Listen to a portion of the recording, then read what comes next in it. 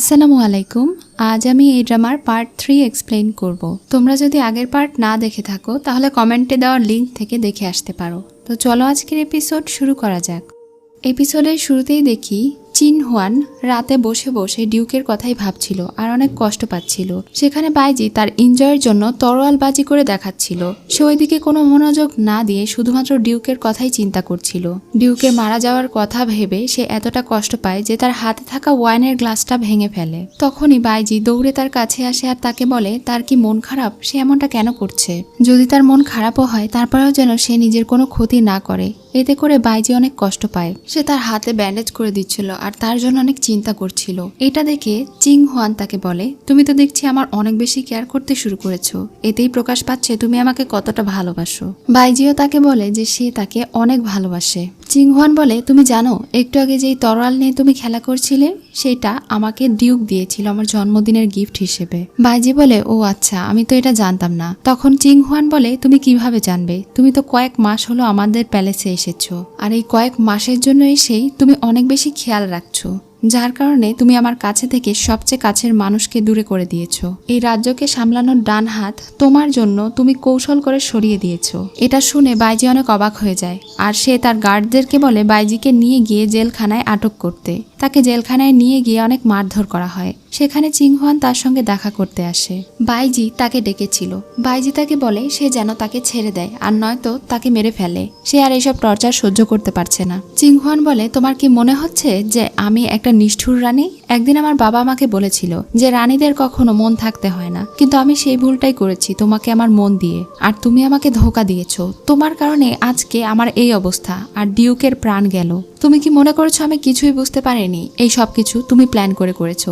যেই দিন থেকে তুমি শেং রাজ্য থেকে হোস্টেজ হিসেবে এই রাজ্যে পা দিয়েছো সেদিন থেকে আমার অধপতন শুরু হয়েছে, কিন্তু আমি সেটা বুঝতে পারিনি। বাইজি বলে, আমি শুধু চাই আমার শেং রাজ্যের যেই সৈনিকদেরকে আপনি ধরে রেখেছেন তাদেরকে প্রাণে মারবেন না, দয়া করে তাদেরকে ছেড়ে দিন। আপনি তো জানেন আমার কাছে 10 লক্ষ টাকা আছে, সেই টাকাও আমি আপনাকে দিয়ে দেব, তারপরে আপনি তাদেরকে ছেড়ে দিন। এটা শুনে সে হাসতে থাকে আর তাকে আঘাত করে। এরপরে তাকে বলে, তুমি এখন ভালো সাজার চেষ্টা করছো? তোমার জন্য এতগুলো সৈনিকের প্রাণ গেল, শুধুমাত্র তোমার দেশের সৈনিকই নয় বরং আমার দেশের সৈনিকদেরও প্রাণ গিয়েছে। বাইজি তাকে বুঝিয়ে বলে যে সে কেন ডিউককে মারতে যাবে, বরং ডিউকের সঙ্গে তো রানী নিজেই ডিল করছিল। সে মারা যাওয়া থেকে তাকে জেলে পাঠানো পর্যন্ত এই সব কিছু তো চিং হুয়ান নিজেই করেছিল। আর সবাই বলছে সে আত্মহত্যা করেছে, তাকে তো প্ল্যান করে মারা হয়নি। যদি তাকে প্ল্যান করে মার্ডার করা হতো তাহলে এটার প্রমাণ সে নিশ্চয়ই পেত। তাদের কথার মাঝে সেখানে একজন সৈনিক এসে জানায় আসলে ডিউক আত্মহত্যা করেনি, বরং তাকে পুড়িয়ে মারা হয়েছে। আর তারা খোঁজ নিয়ে দেখেছে এটা হলো থার্ড প্রিন্সের কাজ। এটা জানা মাত্রই বাইজি বলে, দেখেছো আমি তোমাকে বলেছিলাম যে আমি এসব করিনি, কিন্তু তুমি আমার উপরে এক ফোঁটাও বিশ্বাস করোনি। আমার মা বলতো একটা রানীকে সার্ভ করা মানে হলো একটা বাঘের পাশে বসে তাকে খাবার খাওয়ানো। যে কোনো সময় সে তোমার আঘাত করতে পারে, কিন্তু আমি সেটা বুঝিনি। যেহেতু তুমি আমাকে বিশ্বাসই করো না তাহলে তুমি আমাকে দয়া করে মেরে ফেলো, এত কষ্ট আর আমাকে দিও না। তার এত কষ্ট দেখে এবার প্রিন্সেসের মন গলে। সে তাকে বলে, তুমি কি আমাকে ভালোবাসো? সত্যি করে বলো। তার এই কথা শুনে বাইজি কান্না করে ফেলে আর সে বলে, না, আমি তোমাকে ভালোবাসি না, আর আমি তোমার সঙ্গে থাকতেও চাই না। দয়া করে আমাকে মেরে ফেলো, আমাকে বাঁচিয়ে রেখো না। তার এই কথা শুনে রানী অনেক বেশি কষ্ট পায়। সে তাকে বলে, আমাকে তুমি মাফ করে দাও, আমি আসলে বুঝতে পারিনি এই সব কিছুর পেছনে তৃতীয় প্রিন্স দায়ী। তুমি আমাকে মাফ করে দাও, আমি তোমাকে অনেক ভালোবাসি। কিন্তু বাইজি কান্না করতে করতে তাকে বলে, আমি আর তোমাকে ভালোবাসি না, আমি তোমার ভালোবাসা থেকে মুক্ত হতে চাই। এটা বলেই তার মুখ থেকে রক্ত বের হয় আর সে জ্ঞান হারিয়ে ফেলে। চিং হুয়ান তখন অস্থির হয়ে যায় আর সে চিৎকার করে ডাক্তার ডাকে।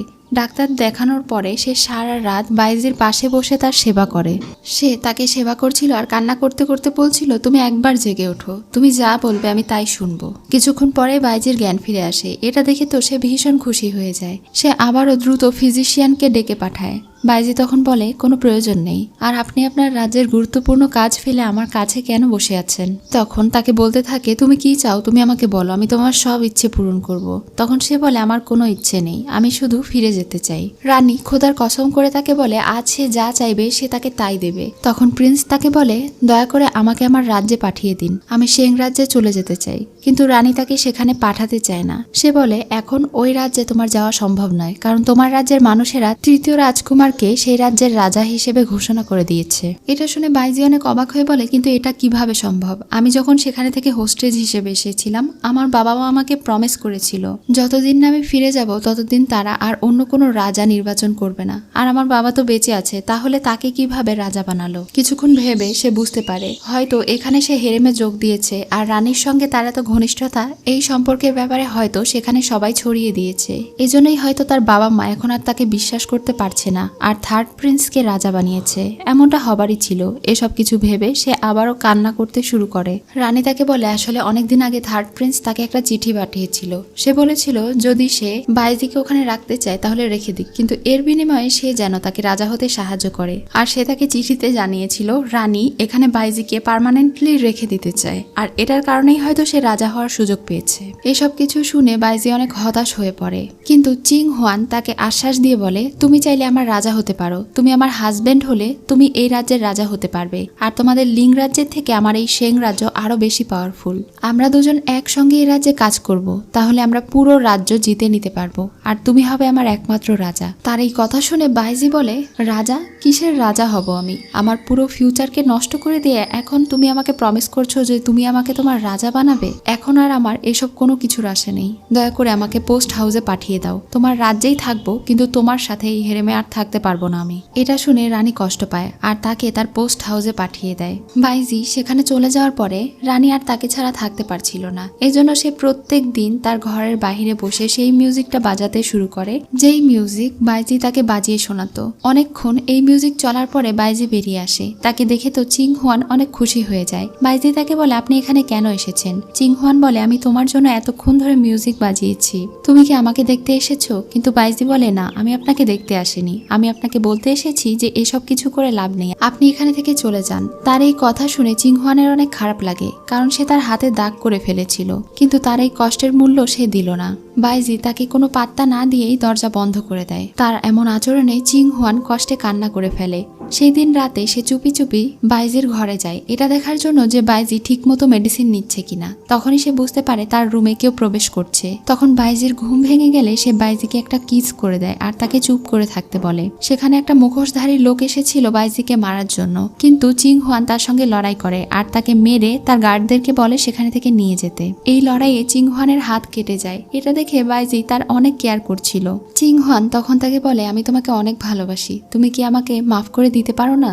বাইজি তখন তাকে জড়িয়ে ধরে বলে আমি তোমাকে ঘৃণাও করতে পারি না। চিং হুয়ান তাকে বলে তুমি আমার সঙ্গে আবারও প্রাসাদে ফিরে চলো, এখানে থাকা তোমার জন্য সেফ না। পরদিন রাতে যখন রাজ্যের কাজ শেষ করে চিং হুয়ান তার ঘরে ফিরে আসে, তখনই সে আর তার দাসী সেখানে বাইজিকে দেখে অনেক অবাক হয়ে যায়। দাসীগুলো লজ্জা পেয়ে হাসতে হাসতে বাহিরে গিয়ে দরজা বন্ধ করে দেয়, আর সে অনেক অবাক হয়ে বাইজিকে জিজ্ঞাসা করে তুমি এখানে কি করছো? বাইজি তখন তাকে বলে গতকালকে আপনি আমার প্রাণ বাঁচিয়েছেন, কিন্তু আপনাকে আমি কি দিয়ে শুকরিয়া আদায় করব বা আপনার ঋণ শোধ করব বুঝতে পারছিলাম না, তাই আমি আপনার কাছে চলে এলাম। আজকের রাতটা আমি শুধুমাত্র আপনার। তার এই কথা শুনে চিং হুয়ান অনেক খুশি হয়ে যায়। সে তাকে কোলে করে নিয়ে যায়। তখন সে তাকে আদর করতে শুরু করে। সেই দিন রাতটা তারা দুজন একসঙ্গে কাটায়। পরদিন সকালে রানী অনেক বেশি খুশি ছিল। সে সেজে গুজে রেডি হচ্ছিল। তখনই সেখানে বাইজি এলে সে বাইজিকে বলে তুমি তৈরি হয়ে নাও, আমি সবার সামনে তোমাকে আমার রাজা হিসেবে ঘোষণা করতে চাই। কিন্তু বাইজি বলে সেটার আর কোনো দরকার নেই, আমি গতকালকে আপনাকে রাতে বলেই দিয়েছিলাম যে আপনি আমার প্রাণ বাঁচিয়েছেন, তার বিনিময়ে আমি আপনার সঙ্গে রাত কাটিয়েছি। এটা শুনে তো চিং হুয়ান অনেক রেগে যায় আর অবাক হয়ে তাকে জিজ্ঞাসা করে তাহলে গত রাতে আমাদের মধ্যে যা হয়েছিল তার মাঝে কি একটুও ভালোবাসা ছিল না? তুমি শুধুমাত্র আমার ঋণ পরিশোধ করার জন্য এসব করেছো? তখন সে বলে হ্যাঁ, আমি এটাই করেছি। এখন আপনি চাইলে আমাকে এখানে রাখতেও পারেন অথবা বেরো করে দিতে পারেন, কিন্তু আমি রাজ্যের বিষয়গুলো মানতে মানতে অতিষ্ঠ হয়ে উঠেছি, আমার আর এসব কিছু ভালো লাগে না। তখন চিং হুয়ান অনেক কষ্ট পায় আর একই সাথে রেগে তাকে দুইটা অপশন দেয়। সে তাকে বলে আমি দুইটা অপশন দিচ্ছি, হয় তুমি আমাকে ভালোবেসে আমার রাজা হয়ে থেকে যাও, আমি তোমাকে মেনে নেব, আর নয়তো তুমি আমার এই রাজ্য থেকে বেরিয়ে যাও। যদি কখনো তুমি আমার চোখে পড়ো তাহলে আমি তোমাকে মেরে ফেলবো। বাইজি তার সেকেন্ড অপশনটাই মেনে নেয় আর তাকে বলে, আপনাকে অনেক ধন্যবাদ আমাকে এভাবে ট্রিট করার জন্য।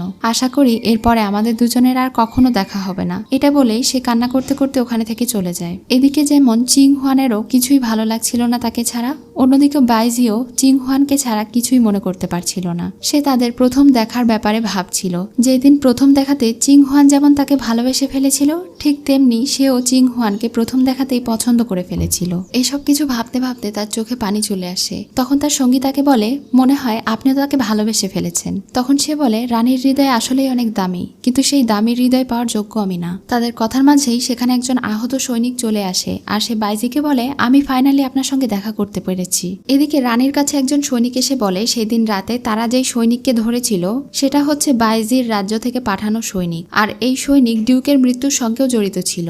এটা শুনে সে তার সৈনিককে বলে, এক্ষুনি ওই লোকটাকে মেরে ফেলো। কিছুক্ষণ পরে আরেকজন সৈনিক এসে রানীকে জানায় যে বাইজি তার সঙ্গে দেখা করতে এসেছে। সে এটা শুনে তো অনেক খুশি হয়ে যায় আর বাইজিকে দ্রুত ভেতরে নিয়ে আসতে বলে। বাইজি সেখানে এসেই হাঁটু গেড়ে বসে পড়ে। সে তাকে বলে, আমি আপনার রাজা হতে রাজি, আপনি যা চাইবেন আমি তাই করব। তখন রানী তাকে বলে, তুমি কি আমাকে তোমার পুতুল ভেবেছো যে তুমি যখন যা চাইবে যা বলবে আমি তখন তাই করব? তখন সে বলে, আমি আপনার হাতের পুতুল হতেও রাজি, কিন্তু তারপরেও আপনি আমাকে আপনার রাজা বানিয়ে নিন। কিন্তু রানী এবার তার কথায় রাজি হয় না আর তাকে জিজ্ঞাসা করে হঠাৎ করে সে তার মত কেন পরিবর্তন করলো। তখন বাইজি তাকে আজকের ঘটনার ব্যাপারে বলে। তাদের রাজ্য থেকে যেই ছেলেটি আহত হয়ে তার কাছে এসেছিল সে তাকে বলে, থার্ড প্রিন্স যে কিনা এখন বাইজির রাজ্যের রাজা হয়েছে, সে আসলে তার বাবা এবং তার মাকে বিষ খাইয়ে মেরে ফেলেছে। তারপরে সে ওই রাজ্য দখল করে নিয়েছে। এখন সে অনেক নিষ্ঠুরভাবে তাদের রাজ্য শাসন করছে, তাদের বেঁচে থাকায় দুর্বিষহ হয়ে উঠেছে। তাই সেই লোকটা তাকে রিকোয়েস্ট করে সে যেন তাদের রাজ্যে ফিরে গিয়ে তার বাবা মায়ের মৃত্যুর প্রতিশোধ নেয় এবং সেখানকার রাজা হয়। আর যদি রাজা নাও হতে পারে তারপরেও সে যেন অন্তত সেই নিষ্ঠুর রাজার হাত থেকে তাদের লোকদেরকে উদ্ধার করে। তার এই কথা শুনে রানীর একটু মন গলে আর সে তাকে জিজ্ঞাসা করে, তাহলে তুমি এখন আমার কাছে থেকে কি চাও? তখন সে বলে, আমি শুধু তোমার রাজা হওয়ার বিনিময়ে তোমার রাজ্যের সৈনিকগুলোকে চাই। সেই সৈনিকগুলোর মাধ্যমে আমি আমার রাজ্যকে জিততে চাই। কিন্তু রানী তার এই কথায় রাজি হয় না। সে বলে, এটা সম্ভব নয়। এমনটা হলে আমার রাজ্যেও এটা নিয়ে সমস্যার সৃষ্টি হতে পারে। তখন সে তার সামনে কান্নায় ভেঙে পড়ে আর তাকে বলে, তুমি যা চাও আমি সবকিছু তোমাকে দেব। তুমি যদি আমার দেহ চাও আমি তোমাকে আমার দেহটা দিয়ে দেবো। আমি সবকিছু করতে তোমার জন্য রাজি। আমি সারা জীবন তোমার পায়ের নিচে পড়ে গোলামি করব, তারপরেও তুমি আমাকে এই সাহায্যটা করো। তখন রানী বলে, আমি তোমার দেহ চাই না, তোমার গোলামিও চাই না। বাইজি তখন বিষয়টা বুঝে ফেলে। তখন সে বলে, যদি আমি তোমাকে আমার মন দিতে চাই? বাইজি এবার তার ভালোবাসা প্রকাশ করে। সে বলে সে আসলেই তাকে অনেক ভালোবাসে। তার ভালোবাসার কথা শুনে চিং হুয়ানেরও মন গলে যায়। তখন তারা দুজনই একে অন্যকে ভালোবেসে কিস করতে শুরু করে আর আবারও সেই রাত কাটায়। এখানে আজকের পার্ট শেষ হয়ে যায়। সো ভিউয়ার্স, নেক্সট ডে তোমাদেরকে লাস্ট পার্টের কাহিনী শোনাবো। তাদের দুজনের পৃথিবীর এই জীবনটা আবারও সুখের হবে নাকি একইভাবে কষ্টের সঙ্গে তাদের এই জীবনটাও শেষ হয়ে যাবে, সেটা দেখার জন্য অবশ্যই লাস্ট পার্ট তোমরা দেখবে। তো আজকে এই পর্যন্তই। সবাই ভালো থেকো। আল্লাহ হাফেজ।